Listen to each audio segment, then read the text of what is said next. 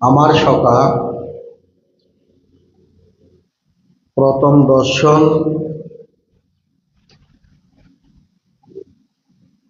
৩৪।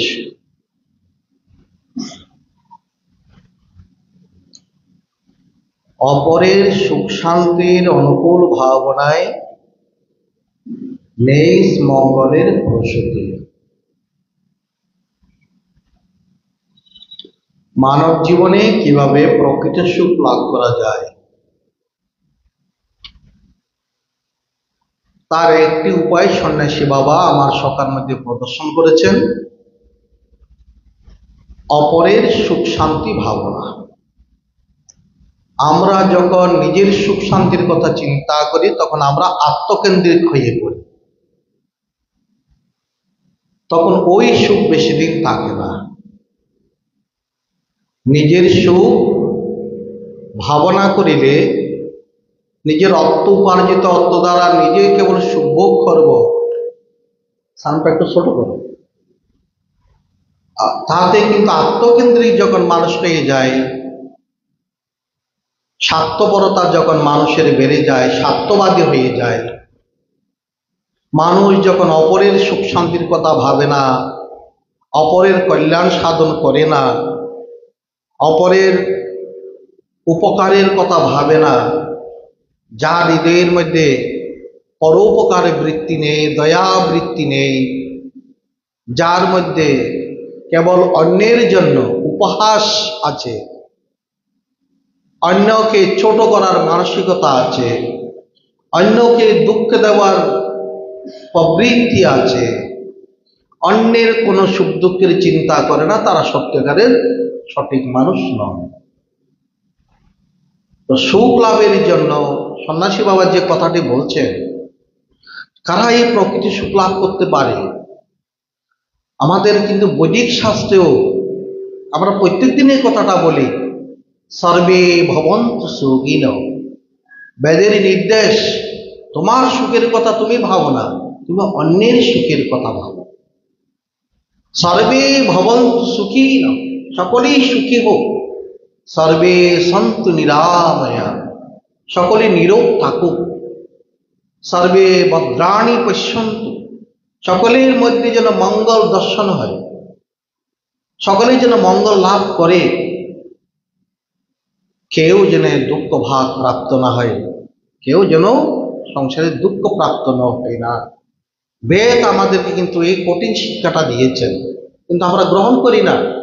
ব্যবহার ক্ষেত্রে আমরা কেবল নিজের সুখের কথাই চিন্তা করি, আমি কিভাবে খাবো, আমি কিভাবে থাকবো, আমার 14 পুরুষ কিভাবে থাকবে, তাদের কথাই ভাবতে ভাবতে আমরা মন নিষ্ঠুর হয়ে যায়, পাষাণ হয়ে যায়, আমাদের মন একেবারে অপদার্থ হয়ে যায়। তাই যারা পরোপকারী, যারা সাত্ত্বিক মানুষ, তারা নিজের সুখের কথা চিন্তা না করে অপরের সুখ চিন্তা করে, ওর সুখ সকলেই কামনা করে, সকলেই সুখ কামনা করে, কিন্তু কে সুখ প্রাপ্ত হয়? শাস্ত্র বলছেন, সুখং বাঞ্ছতি সর্বৈহি তচ্চ ধর্ম সমুদ্ভব। আমরা সকলেই সুখ বাঞ্ছা করি, ইচ্ছা করি, সকলেই সুখ পেতে চায়, কিন্তু কিভাবে পাবো? বলে তস্মাৎ ধর্ম সমুদ্ভব, ধর্মাচরণ থেকে এই সুখ উৎপন্ন হয়। তস্মাৎ কার্য, সেই কার্য প্রত্যেকেরই করা কর্তব্য, যে কার্য থেকে সুখ উৎপন্ন হয়। তস্মাৎ ধর্ম সদা কার্যং সর্ববর্ণৈ প্রয়ত্নত প্রযত্নেষৈ। আমরা ধর্ম বলতে কি বুঝবো? মানে কোন ধর্ম আচরণ করিলে আমাদের মানব জীবনে সুখ আসবে? প্রথম কথা হলো তুমি অধর্ম ত্যাগ করো, এটা হলো 1 নম্বর ধর্ম। আমরা মনে করি মঠে মন্দিরে যাই, তীর্থে গমন করি, সজ্জনের সঙ্গ করি, ভাগবত আদি পাঠ করি, কিন্তু মিথ্যাচারী নাই, হিংসাচারী নাই, জুয়াচারী নাই, নেশাচারী নাই, মদ্যপানচারী নাই, অবৈধ বক্ষণচারী নাই, তাহলে আমার কোথায় সুখ হবে? প্রথম ধর্মই হলো তুমি আগে অধর্ম ত্যাগ করো, মিথ্যা, চুরি, হিংসা, অপবাদ, গালি, অপরকে নিন্দা করা, অপরকে ঘৃণা করা, অপরকে তুচ্ছ করা, অপরকে অসম্মান করা, অপরকে ঠাট্টা করা, উপহাস করা, এগুলো আগে ত্যাগ করো। এটাই প্রধান ধর্ম। তোমার যে কার্যের দ্বারা অপরে কষ্ট পায়, অপরের যাতনা মুখ করে, সেটাই পাপ, সেটাই অধর্ম। ব্যাসদেব কি বলেছেন? অষ্টাদশ পুরাণানাম ব্যাসস্য বচনং দ্বয়ম। তিনি 18টি পুরাণ রচনা করেছেন ব্যাসদেব, কিন্তু সার কথা হচ্ছে দুইটি বচন, পুণ্যায় পরোপকারায় পাপায় পরপীড়নায়। তুমি যত পারো পুণ্য কর্ম করো, সৎকর্ম করো, দান করো, ধর্ম করো, তপস্যা করো, সৎসঙ্গ করো, দিন দুঃখীর উপকার করো, সাধু সঙ্গ করো, সাধু ভোজন করাও, গরিব ব্রাহ্মণ অতিথি আপ্যায়ন করো, তীর্থ ভ্রমণ করো, সৎকর্ম করো, পুণ্যায় পরোপকারে পরের উপকার করো। পরের উপকারের মধ্যে যত পুণ্য হয়, অন্য পুণ্য তত হয় না। আর পাপায় পরপীড়নায়, তোমার শরীর দ্বারা, মন দ্বারা, বাক্য দ্বারা যদি কেউ কষ্ট পায়, তাহলে সেটা তোমার পাপ হচ্ছে, তা তোমার অধর্ম হচ্ছে। এটা তোমাকে ভোগ করতে হবে। তুমি যদি অন্যকে কাঁদাও, তোমাকেও একদিন কাঁদতে হবে। তুমি যদি অন্যের সুখ চিন্তা করো, তুমি সুখ প্রাপ্ত হবে। হ্যাঁ, এই জন্য সন্ন্যাসী বলেছেন, অপরের কল্যাণ চিন্তা করো, নিজের কল্যাণ নয়। অপরকে সুখ দিতে চেষ্টা করো, তোমাদের মন হবে। মহাত্মারা বলছেন, মহাত্মা তুলসীদাস বলছেন, তোমাদের মন হোক কাপাস তুলার মতো। বলে কাপাস তুলার সঙ্গে কেন তুলনা করলো? কাপাস তুলা সে এত শুভ্র। তোমাদের মন সেমন সহজ, সরল, সত্য বা গুণে গুণান্বিত হোক, কাপাস তুলার মতো ধবধবে হোক। তো কাপাস তুলার আর কি গুণ আছে? কাপাস তুলা দিয়ে প্রথমে কি তৈরি হয়? সুতা তৈরি হয়। আর ওই সুতা সূচের ভিতর দিয়ে প্রবেশ করে সূচের ছিদ্রটাকে ভরাট করে দেয়। তো যারা সাত্ত্বিক ব্যক্তি, তারা অপরের দোষ নিয়ে সমালোচনা করে না, কীর্তন করে না, উপহাস করে না, তাকে নিন্দা করে না, তাকে ছোট করে না, তার দোষটাকে ডেকে দেয়। কাপাস তুলার দ্বারা তৈরি সুতা যেমন সূচের ছিদ্র ডেকে যায়, সাত্ত্বিক ব্যক্তি অপরের দোষ থাকলেও তাকে কি করে? তার কল্যাণ চিন্তা করে, তার দোষ নিয়ে সমালোচনা করে না, দোষ নিয়ে কানাকানি করে না। এতে নিজেরই অকল্যাণ হয়। আমরা তো পরে ছিদ্র পেলে খুব খুশি। আজকে বিরাট একটা আলোচনার সভা তৈরি হয়ে যাবে, 4-5 জন বসলে 2-4 ঘন্টা চলে যাবে। একটা ছিদ্র যদি কারো পায়, তা আমরা কি করে সুখে হব সংসারে? আমাদের মন হওয়া উচিত কাপাস তুলার মতো। কাপাস তুলা থেকে আর কি তৈরি হয়? বলে বস্ত্র তৈরি হয়। বস্ত্র কি করে? বলে লজ্জা নিবারণ করে। তা কারো কারো যদি সে লজ্জাজনক ঘটনা থাকে, তার দোষগুলোকে ডেকে দাও কাপাস তুলার মতো।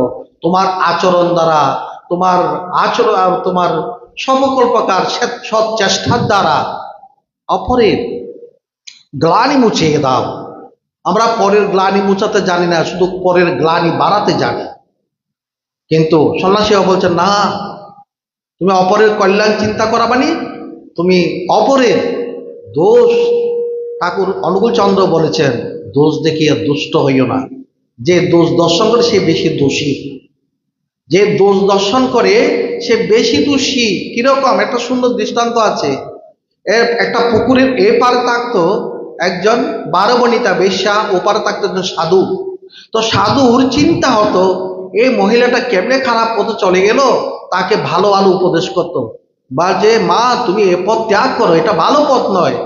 কিন্তু বাবা জানেন, অনেক চেষ্টা করি, পারি না। বলে, না, তুমি চেষ্টা করো, পারবে। এবার সাধু পুকুরের ওপার থেকে প্রতিদিন বসে থাকতো, এই মহিলার ঘরে কতজন পুরুষ ঢুকে হিসাব রাখতো। এভাবে তার সাধুর কাজ হয়ে গেল মহিলার হিসাব রাখা, আর মহিলার চিন্তা করতো সাধুর কথার কথা। সাধু আমাকে কতভাবে বলছে আমার সৎ পথে ফিরে আসতে, কেন পাচ্ছি না। এভাবে দেখা গেল দুইজনেরই প্রাণ ত্যাগ হলো। সাধুর জন্য যমদূত আসলো, বিশ্বাস জন্য বিষ্ণুদূত আসলো। এটা কেমন কথা হয়ে গেল? বলে, না, ওই যে তুমি অপরের দোষ দেখে দেখে গুনেছ, সাধু হলো, তুমি কি করেছ? ও মহিলার ঘরে কতজন আসতো তুমি শুধু সেই হিসাব রেখেছো। সাধু পদ থেকে তুমি সরে গেছো, তুমি শুধু হিসাব করছো ওই কি করছে। আর এই মহিলা কি করছে, সে তার মন দিয়ে চিন্তা করছে আমি কেন সাধুর মতো হতে পারছি না। এ ভাবনায় সে মৃত্যুবরণ করেছে, আর ওই ভাবনায় মৃত্যুবরণ করেছে। সাধু চলে গেল নরকে, আর এই মহিলা চলে গেল স্বর্গে। তারপর যে পরে দোষ দেখিয়া দুষ্ট হইও না, যে অন্য দোষ তো সমালোচনা দূরের কথা, দর্শন করলে পর্যন্ত পাপ হয়। আমার সকার একটা বাণীতে আছে, পরচর্চায় জপের ফল আশুনাশ পায়। আমরা যদি পরের নিন্দা সমালোচনা করি, সামান্য যেটুকু জপ দেন হতে সে ফলও নষ্ট হয়ে যাচ্ছে। পরচিন্তায় জপের ফল আশুনাশ পায়, ও যাচিত ব্যাখ্যা লাভে প্রজ্ঞা হয়ে যায়। তোমার দিন দিন প্রজ্ঞা শক্তি, জ্ঞান শক্তি, বোধ শক্তি, বুদ্ধি শক্তি, বিবেচনা শক্তি, বিবেক শক্তি সব লুপ্ত হয়ে যাচ্ছে। কত বড় একটা ছোট্ট বাণীর মধ্যে সন্ন্যাসী বাবা আমাদের তো সতর্ক করে দিয়েছেন, অপরের কল্যাণ চিন্তা করো। একবার অর্জুন শ্রীকৃষ্ণকে বলছেন, প্রভু সংসারে তো সবাই সুখ চায়, পায় না কেন? বলো অর্জুন চলো, চলার পথে পথে তুমি নিজেই দেখতে পাবে কেন মানুষ সুখ পায় না আর কেন মানুষ সুখ পায়। সকলে পায় না কেন, সুখ পাওয়ার মূল মন্ত্রটা কি? চলো আমরা চলতে থাকি। চলতে চলতে হঠাৎ দেখতে পেলেন পথের মধ্যে এক ভিখারি দরিদ্র ব্রাহ্মণ। অর্জুনের দয়া হলো, তো অর্জুনের কাছে স্বর্ণের তলি ছিল, একটা তলি, স্বর্ণ ভরা একটা তলি এই দরিদ্র ব্রাহ্মণকে দিল, যাও তুমি এই স্বর্ণের তলি নিয়ে যাও, তোমার আর দুঃখ থাকবে না। ব্রাহ্মণ, গরিব ব্রাহ্মণ ভিখারি পেয়ে খুব খুশি হলেন। তিনি তার গ্রামে যাওয়ার পথে মাঝখানে জঙ্গল পড়ে, জঙ্গল দিয়ে সেখানে যাওয়ার সময় একটা দস্যু এসে তার কাছ থেকে সোনার তলিটা ছিনিয়ে নিল। মনের দুঃখে ঘরে ফিরল, স্ত্রীকে গিয়ে বলল, দেখো একজন লোক আমাকে সোনার তলি দিয়েছেন, রাখতে পারলাম না। আবার সেই পরের দিন ব্রাহ্মণ পথে পথে ভিক্ষায় বেরিয়েছেন। পরের দিন শ্রীকৃষ্ণ অর্জুনে বেরিয়েছেন, আবার তাকে দেখতে পেলেন। তখন অর্জুন গিয়ে বলেন, গতকাল আপনাকে না আমি একটা সোনার তলি দিয়েছি? বলে হ্যাঁ দিয়েছেন, তো আজকে কেন ভিক্ষা করতে আসলেন? তখন তার ওই পথে চিনিয়ে নেওয়ার কাহিনীটা জানালো। দেখেন আমি যাওয়ার পথে এইভাবে চিনিয়ে নিয়েছে। অর্জুন আবার দয়া হলো, দুঃখ হলো, যাও একটা বহুমূল্যবান নিজের গলা থেকে সোনার হার দিয়ে দিল। এই সোনার বহুমূল্যবান রত্নটি তোমার কাছে রাখো, তাহলে তোমার আর দুঃখ হবে না। ব্রাহ্মণ পেয়ে খুব খুশি হয়ে সেদিন বাড়ি নিয়ে গেলেন। বাড়ি তো দরিদ্র ব্রাহ্মণের বাড়ি, ভাঙাচোড়া বাড়ি, বাড়িতে কি বা আছে এত মূল্যবান জিনিসটা রাখার? তো পুরোনো একটা কলসির মধ্যে ঢুকিয়ে রাখলো। পুরোনো কলসি, ঘরের দিনে আগের দিনে মাটির কলসি থাকতো দুই একটা, রাখলো। এবার ব্রাহ্মণ রাত্রিবেলা ঘুমাচ্ছেন, ভোরবেলা ব্রাহ্মণের পত্নী পুকুরে জল আনতে যাবেন, নতুন কলসিটা নিয়ে গেলেন, কিন্তু সেই কলসিটা জলের মধ্যে পরে ভেঙে গেল। আবার এসে বাড়িতে এসে পুরনো কলসিটা নিয়ে জল ডুবাতে গেল, আর জল বলতে গিয়ে সোনার হারটা জলের মধ্যে পড়ে গেল। ব্রাহ্মণীও জানতেন না এর মধ্যে সোনার হার আছে, তিনি কেবল অনুভব করলেন কিছু একটা পড়ে গেছে। এবার ব্রাহ্মণ সকালে ঘুম থেকে উঠে দেখছে, কিরে বাবা কলসি কোথায় গেল? তখন খুঁজতে খুঁজতে পথের মধ্যে স্ত্রীকে পেলেন।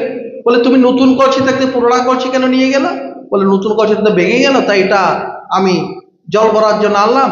তবে আমার কেমন যেন মনে হলো এই কলসি থেকে কিছু একটা পুকুরের মধ্যে পড়ে গেছে। বলে হায় হায় সর্বনাশ, আমার ভাগ্যে মনে হয় দারিদ্রতাই লেখা ছিল। পরপর দুইবার আমি বহুমূল্যবান রত্ন পেয়েও হারালাম। পরের দিন আবার ভিক্ষায় বেরিয়েছেন, আবার অর্জুন শ্রীকৃষ্ণ তাকে দেখতে পেলেন। অর্জুনকে জিজ্ঞেস করলেন, কালকে না আপনাকে আমি বহুমূল্যবান রত্ন দিয়েছি? বলে হ্যাঁ দিয়েছেন। তখন ঘটনাটা জানালো। এবার অর্জুন কৃষ্ণকে বলছেন, বলে প্রভু মনে হয় এই ব্রাহ্মণের কপালের সুখ নেই, তাই ওনাকে আমি আর কিছু সাহায্য করতে পারবো না। এবার শ্রীকৃষ্ণ কি করলেন, 2 পয়সা ব্রাহ্মণকে দান করলেন। 2 পয়সা। এবার ব্রাহ্মণের মতো ব্রাহ্মণ চললেন, অর্জুন আর শ্রীকৃষ্ণ চললেন। অর্জুন জিজ্ঞেস করলেন, প্রভু আমি দুইবার এত সোনা, এত সোনার হার, তলি ভরা সোনা, সোনা অলংকার দিলাম, তার দুঃখ গেল না, আপনি কেবল 2 পয়সা দিলেন, এই 2 পয়সা দিয়ে কি তার দারিদ্রতা বুঝবে? বলে তুমি দেখতে থাকো, পিছিয়ে পিছিয়ে চলো। তখন ব্রাহ্মণ বলছে, এই 2 পয়সা দিয়ে না আমার পেট ভরবে না আমার স্ত্রীর পেট ভরবে, কিছুই তো হবে না, কি পাবো 2 পয়সা দিয়ে? চলতে চলতে তিনি দেখতে পেলেন চলার পথে এক জেলের জালে একটা মাছ আটকে গেছে।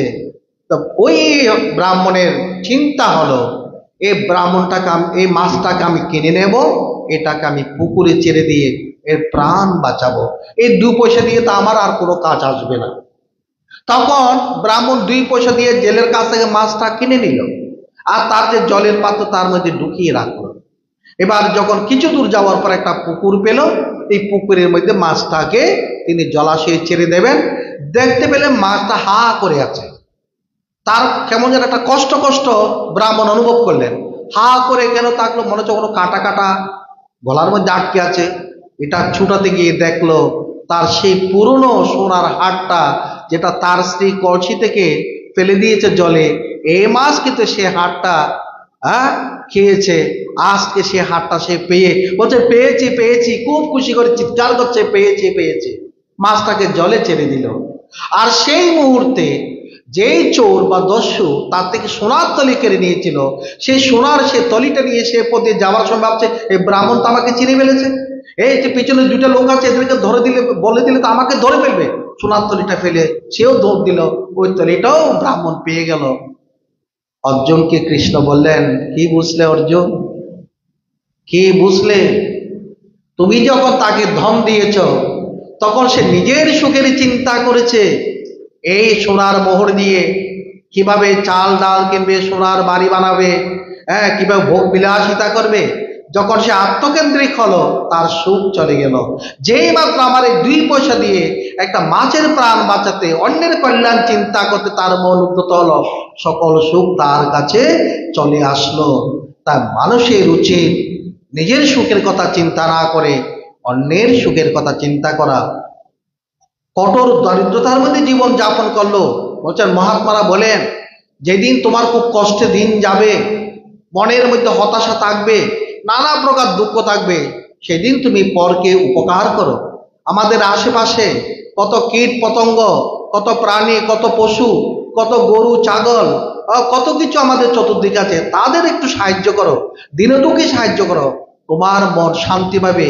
সুখ তোমার চতুর্দিকে ঘুরিতেছে, কিন্তু তুমি দেখতে পাচ্ছ না, কেননা তুমি আত্মকেন্দ্রিক হয়ে গেছো। তুমি আত্মকেন্দ্রিক হয়ে গেছো বলে তুমি সুখ চিনতে পারলে না। তো জাগতিক সুখ এভাবে পাওয়া যায় না। বলে জাগতিক সুখ যতই আমরা প্রাপ্ত হব, এই জাগতিক সুখের পিছনে আছে 2টি দুঃখ, কারণ সুখ দুঃখ জোড়ায় জোড়ায় চলে। তাই মহাত্মা আমাদের গীতাতেও ভগবান বলেছেন, বিষয়েতে সুখ যাহা দুঃখের কারণ তাহা। মহাত্মা বলছে, তুমি যদি সুখের স্পৃহা করো, জাগতিক সুখ কল্যাণ করো, তাহলে সঙ্গে সঙ্গে 2টা দুঃখ ভোগ করার জন্য তুমি প্রস্তুত থাকো। বলে কিরকম? বলে তোমার যখন অত্যাধিক অট্টালিকা হবে, অর্থাৎ ধন হবে, বিত্ত হবে, টাকা হবে, পর্যাপ্ত তোমার দণ্ডত্ব হবে, তখন তোমার একটা কথা কি জানো?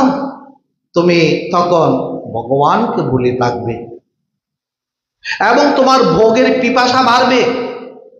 মানুষ মদের আড্ডায় খাড়া যায়, জোয়ার আড্ডায় খাড়া যায়, খারাপ সঙ্গ কারা করে?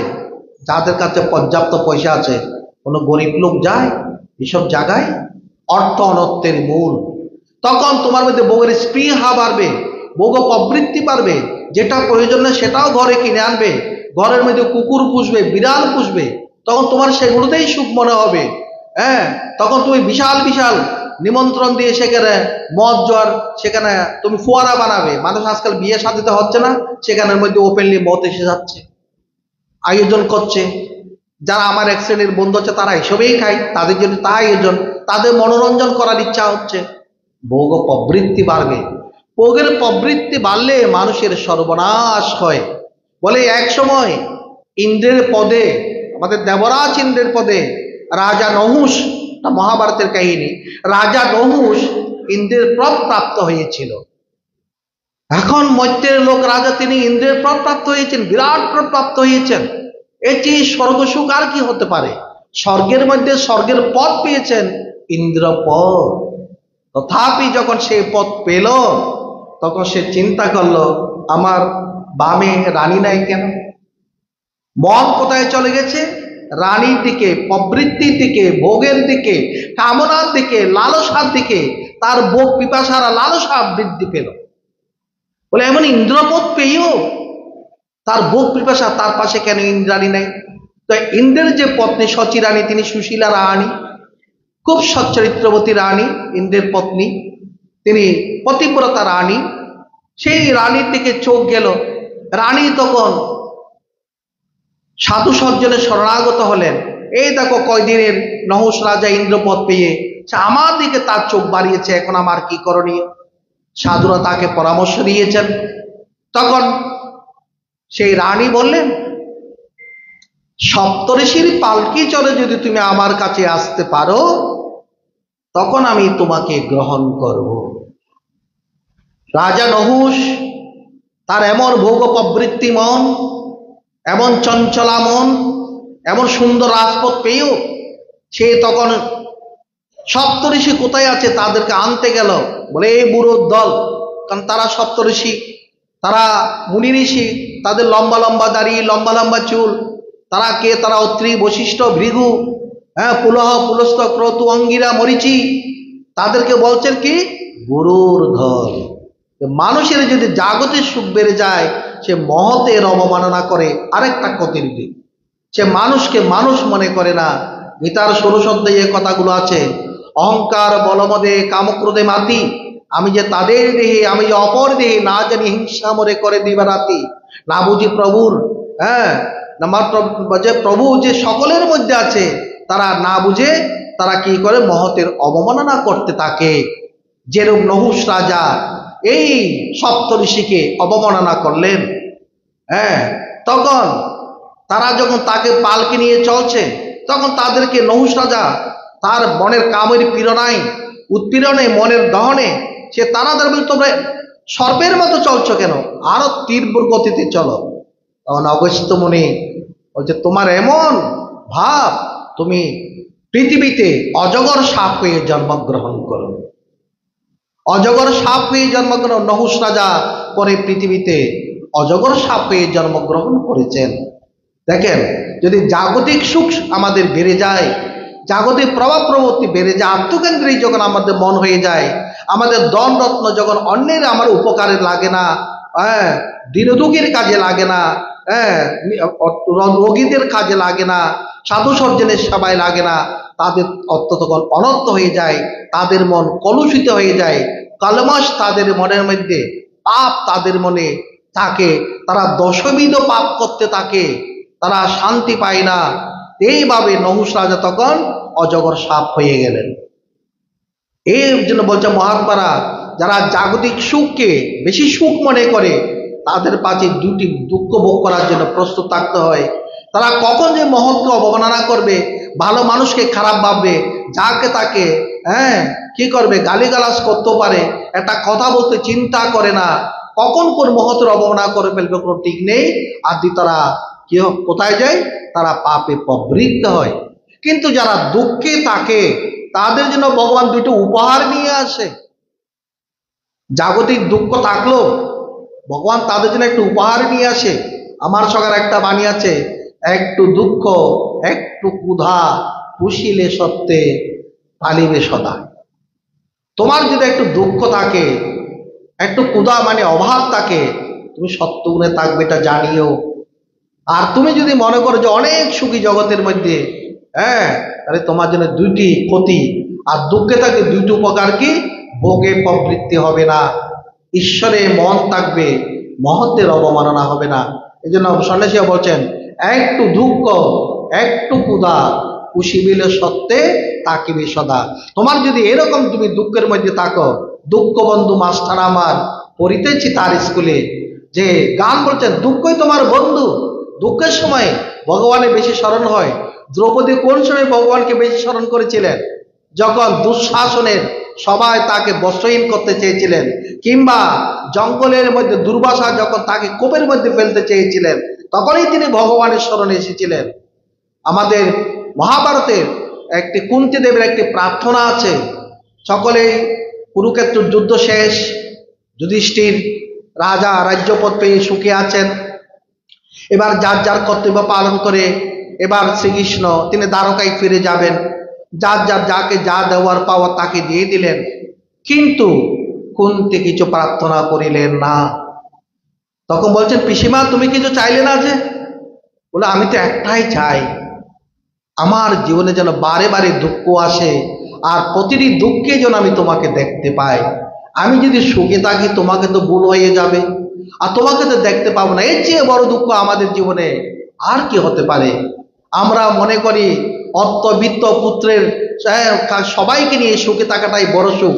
ভগবানকে যেদিন আমরা ভুলে থাকবো সেদিন হচ্ছে আমাদের বড় দুঃখ। আমরা ভগবানকে বলে যে সুখ, এটা সুখ নয়, এটা তো কুকুর কুকুরের সুখ। এটাকে বলা হচ্ছে কুকুর কুকুরের সুখ, শুকুরের সুখ, শুকরের সুখ। তাই ভগবানকে স্মরণ করে করে আমাদেরকে সুখ লাভ করতে হয়। তাই বলা আছে, তস্মাৎ ধর্ম সমুদ্ভব। জীবনে যদি সুখ চাও তুমি ধর্ম আচরণ করো। কি ধর্ম আচরণ করব? ব্রাহ্ম মুহূর্ত শয্যা ত্যাগ করো, 5টা থেকে 6টার মধ্যে শয্যা ত্যাগ করো। শয্যা ত্যাগ করে শয্যার মধ্যে বসে নিজ ইষ্ট দেবতা গুরুদেবকে স্মরণ করো। তোমার হাতের করতল দর্শন করো।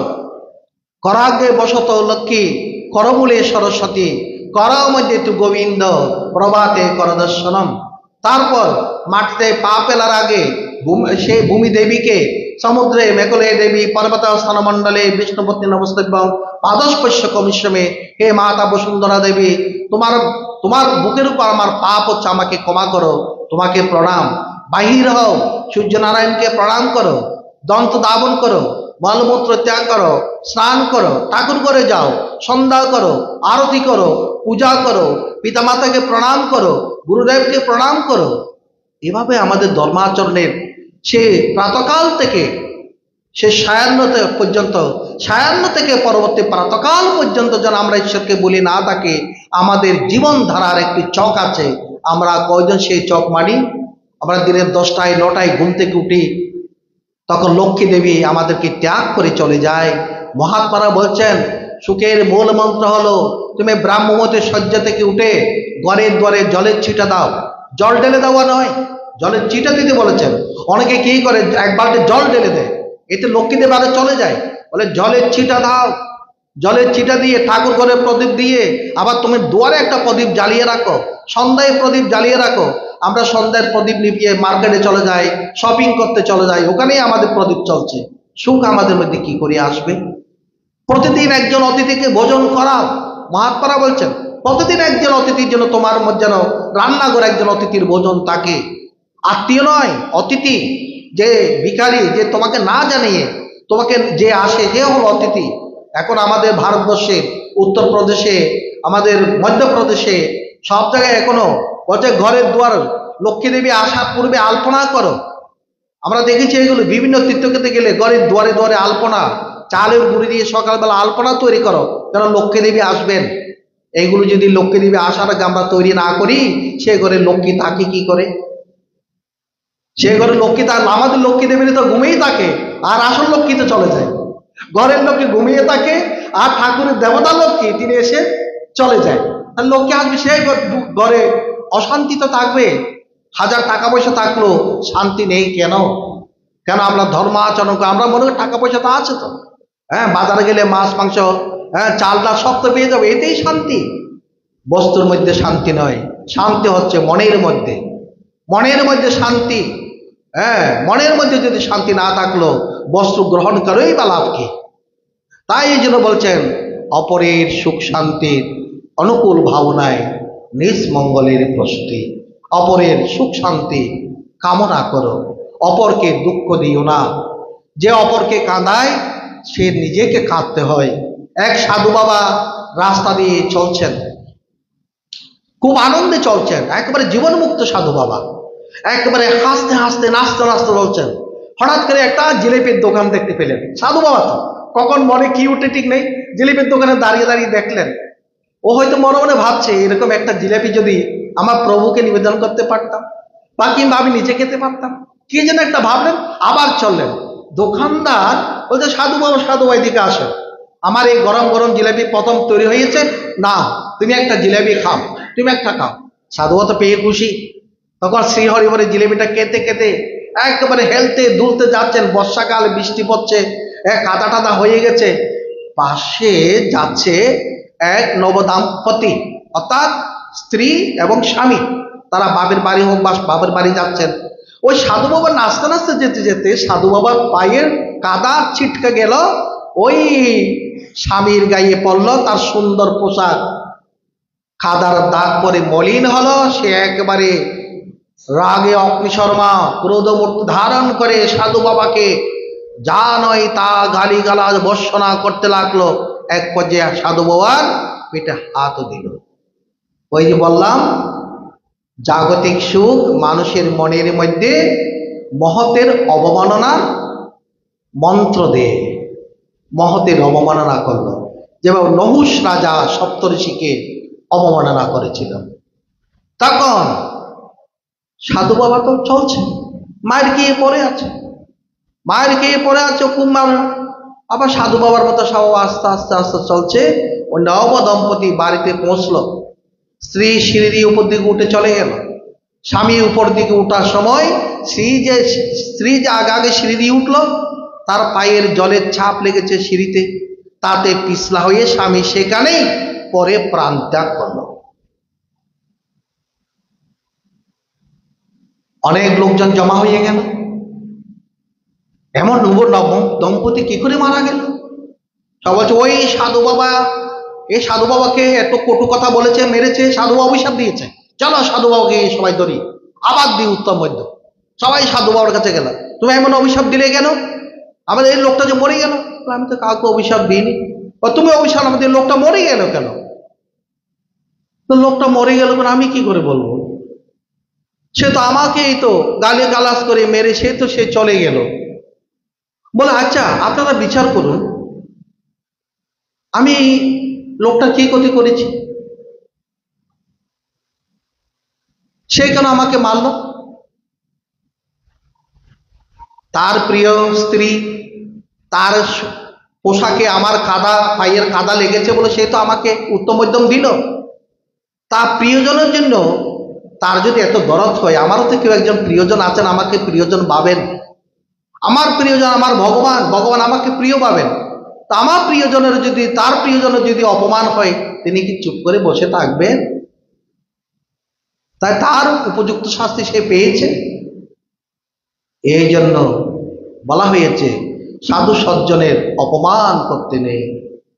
কেননা ভগবান, সাধু সজ্জন ভগবান অতি আপনজন, অতি প্রিয়জন। তাদের দিকে কেউ রক্তচক্ষু দিয়ে কথা বললে তাদের সাথে তাদেরকে পেতে হয়। তা বলছে মহাত্মার অপরকে কাঁদালে নিজেকে কাঁদতে হয়। এই বেটা ওই সাধু বাবাকে কাঁদিয়েছেন, তার তো চিরতরেই মরণ হয়ে গেল। এই সব বিপদ থেকে বাঁচার জন্য আমাদের মূল মন্ত্র সর্বে ভবন্তু সুখিনঃ সর্বে সন্তু নিরাময়াঃ। সকলের মঙ্গল চিন্তা করো, কল্যাণ চিন্তা করো, উপকার করো। নিজের যা আছে তাতে তুমি খুশি থাকো। নিজের প্রতি কৃতজ্ঞতা জানাও, ঈশ্বরের প্রতি কৃতজ্ঞতা জানাও। তোমার আজ 10 টাকা আছে, 10 টাকা দিয়ে তুমি চলার চেষ্টা করো। 10 টাকাকে 10,000 বানাতে চাইও না। সৎ পথে অসৎ 10,000 বানাবে, তোমাকে একদিন দুঃখ দেবে। তাই তুমি তোমার যদ্রি চলাবা সন্তুষ্ট, যা আছে তাতে ঈশ্বরকে কৃতজ্ঞতা জানাও। প্রভু যথেষ্ট দিয়েছ, অন্যে তো তাও নেই। অন্যদিকে তাকাও না, নিজের বিবেককে জাগ্রত করো। নিজের চলার পথে ভুল থাকলে সংশোধন করে সৎ পথে তুমি চলো। সৎকর্ম করো, ঈশ্বরকে স্মরণ করো, আর প্রভুকে প্রতিমূর্তি কৃতজ্ঞতা জানাও। আজকের দিনে তুমি আমাকে ভালোভাবে বাঁচিয়ে রেখেছ। একমাত্র ডাল ভাত জল আজকেও আমি প্রাপ্ত হয়েছি। এই পৃথিবীতে এমন অনেক মানুষ আছে যারা দিন এক মুঠো ডাল ভাত জলও পায় না। অসংখ্য ধন্যবাদ। এভাবে যে প্রতিদিন ঈশ্বরকে কৃতজ্ঞতা জানাতে পারে, তার সুখের ফোয়ারা কোনোদিন কমতে থাকে না। কুয়ার জল যখন অনবরত উঠতে থাকে, সেই লোকের শোকের ফোয়ারাও ঈশ্বর পিছন থেকে দিতেই থাকে। যে অকৃতজ্ঞ, অনেক কিছু পেয়েও ভগবানকে দায়ী মনে করে। অনেক স্ত্রী মনে করে তোমার কাছে পড়ে, আমার বছর বছর নতুন গয়না হয় না, তোমার মতো স্বামীর ঘরে পড়ে আমার নতুন শাড়ি হয় না, আমি পার্লারে যেতে পারি না, পার্টিতে যেতে পারি না, মুখ দেখাতে পারি না। বলে শুনবে, একমাত্র ধর্মপত্নী ছিল সুধামা, ভগবান শ্রীকৃষ্ণের বাল্যবন্ধু। তার স্ত্রীর নাম হলো সুশীলা। 20 বছর পরে একটা কাপড় দিয়েছিল, শুধু বিয়ের 20 বছর পরে। 20 বছর ধরে একটা কাপড় পরেও 10 জায়গায় সেলাই করা কাপড় পরো, কোনোদিন স্বামীর দিকে আঙ্গুল তুলে কথা বলিনি, তোমার মতো হাবাদের ঘরে পরে আমার একটা কাপড় জুটলো না। সেই জন্য ভগবান মা লক্ষ্মী আশীর্বাদ করে তাকে স্বর্ণালঙ্কার দিয়ে, স্বর্ণ বাড়ি তৈরি করে দিয়ে পুরো গ্রাম সহ তার প্রার্থনা অনুসারে সকলকে অট্টালিকা নির্মাণ করে দিয়েছেন। তা কখনো স্বামী সজ্জনদের কখনো আঙ্গুল তুলে কথা বলতে নেই, কখনো তাদের হাত তুলে। এটা হচ্ছে পতিব্রতা নারীর ধর্ম। একজন প্রতিব্রতা নারী তার স্বামী যেভাবেই তাকে রাখুক, সুখে থাকুক, কোনোদিন যেন তাকে আঙুল তুলে কথা না বলে, তোমার জন্য আজ আমার এই দুঃখ হলো, আমি যদি অন্য স্বামী পেতাম আরো ভালোভাবে চলতে পারতাম। কিন্তু তাই কি সুখ হতো? সেটাই সেই সুখ হলো বিষয়টি সুখ, যাহা দুঃখের কারণ তা। ঈশ্বর যেদিন 2 পয়সা দেবেন, সেই সুখই হলো যথেষ্ট সুখ। যেরকম ওই 2 পয়সা দিয়ে ওই দরিদ্র ব্রাহ্মণ সবকিছু পেয়েছেন, কিন্তু নিজের ইচ্ছা করে সৎপথ অসৎপথ রোজগার করে নিজের অট্টালিকা বাড়ানোর কোনো প্রয়োজনীয়তা নেই। ঈশ্বর যাকে দেন তাকে চাপ্পার মেরে দেন, সবকিছু তাকে দেন। আমাদের কর্তব্য কেবল ঈশ্বর স্মরণে থাকা আর মানুষের কল্যাণ চিন্তা করা। গীতাও এই কথা বলছেন, তে প্রাপ্ত মানতে আমি এবং সর্বভূতে ইতরতা। যে অপরের কল্যাণ চিন্তা করলে ভগবান সে আমাকে প্রাপ্ত হয়। সে কেবল সুখী হয় তাই নয়, সে শুধু আমাকেই প্রাপ্ত হয়। কোন সুখ প্রার্থনা করা উচিত? বলে ব্রহ্মানন্দ পরম সুখদ।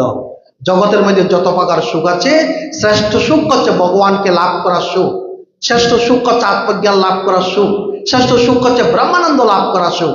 এই সুখের জন্য তোমরা প্রতিনিয়ত চেষ্টা করো, সাধন করো, ভজন করো, সৎসঙ্গ করো, উপাসনা করো, সন্ধ্যা করো, গীতা পাঠ করো, শাস্ত্রাচারে চলো, জপ ব্রত, পূজা পার্বণ সব কিছু করো, তোমার ব্রহ্মানন্দ সুখ লাভের জন্য, জাগতিক সুখ লাভের জন্য নয়। তবে জীবন সার্থক হবে এবং সুন্দর হবে। ওম তৎসৎ। ওম পূর্ণমদঃ পূর্ণমিদং পূর্ণাৎ পূর্ণমুদচ্যতে পূর্ণস্য পূর্ণমাদায় পূর্ণমেবাবশিষ্যতে। ওম শান্তি শান্তি শান্তি। জয় গুরু।